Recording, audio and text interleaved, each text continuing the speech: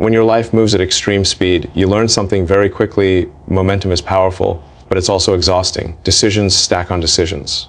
Pressure doesn't turn off. The world expects certainty even when you're navigating uncertainty in real time. And in that kind of intensity, balance doesn't come from slowing everything down. It comes from having a center that doesn't move when everything else does. I've spent years in environments where urgency is normal, where the stakes are high, and where failure isn't theoretical. It's very real. In those moments, calm isn't weakness. Calm is oxygen. It's what allows you to think clearly when everything is loud, to choose long-term outcomes over short-term reactions. A steady presence doesn't interrupt the mission. It stabilizes the person carrying it.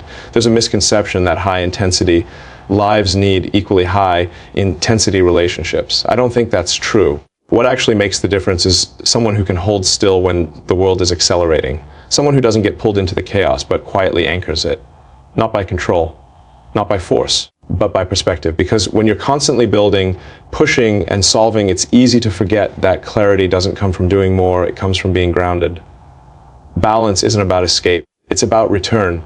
A return to yourself, to your values, to the reasons you started in the first place. In a life that runs at full throttle, the greatest advantage isn't speed, it's stability. When you spend most of your life solving problems, you start to see the world as a system, inputs, outputs, constraints, solutions.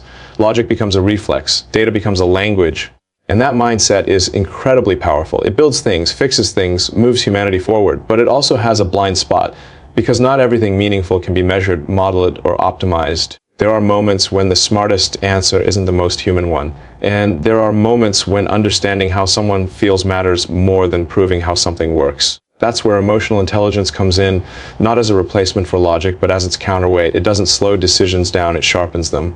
It adds context where numbers fall short.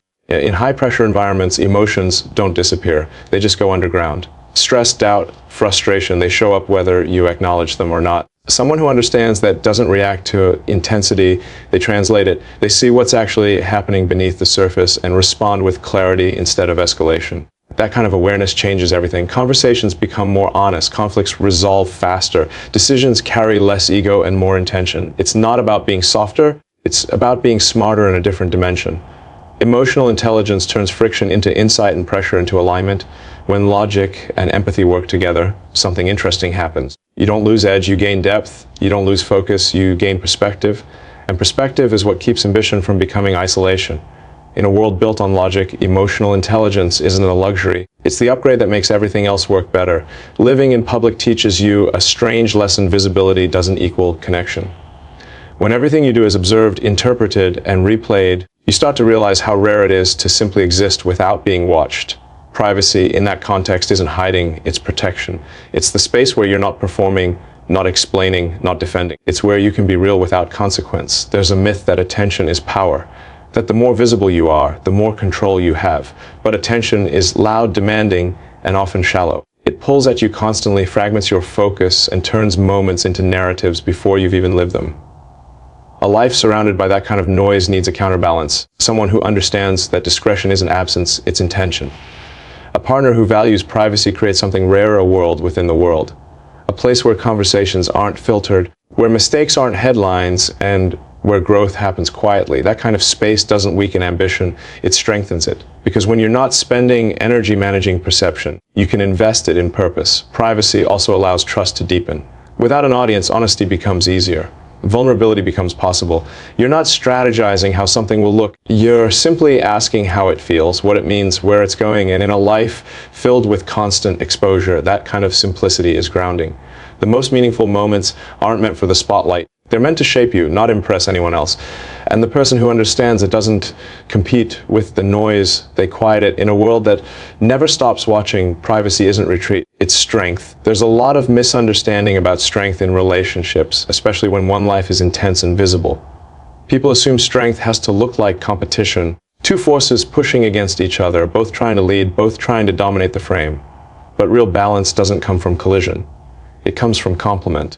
The strongest presence in a high-intensity world isn't someone who needs to prove power. It's someone who already knows it. Someone who doesn't measure their worth against ambition, titles, or momentum. That kind of confidence is quiet. It doesn't interrupt. It doesn't demand attention. And it holds its ground effortlessly. When strength doesn't compete, something interesting happens. There's space to think clearly, space to take risks without feeling destabilized, space to fail and recover without everything becoming a struggle for control. Independence doesn't disappear. It becomes mutual, two whole people, not two egos moving forward together. Complementary strength means understanding when to step in and when to step back. It means offering perspective without trying to steer the wheel. It means being grounded enough to stand beside intensity without being consumed by it. That kind of presence doesn't dilute drive, it steadies it. In worlds built on acceleration and pressure, the wrong kind of strength creates friction. The right kind creates alignment. It doesn't need to be louder. It doesn't need to win.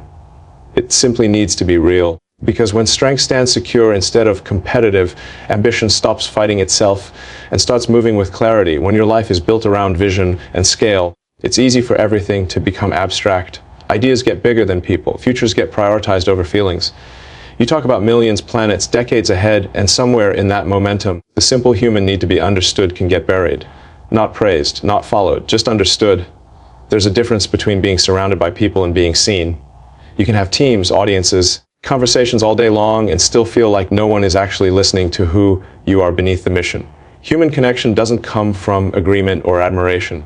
It comes from presence. From someone who listens without trying to optimize you, fix you, or turn you into a symbol. That kind of connection doesn't care about titles or outcomes. It doesn't ask what's next on the roadmap. It asks how you're actually holding up.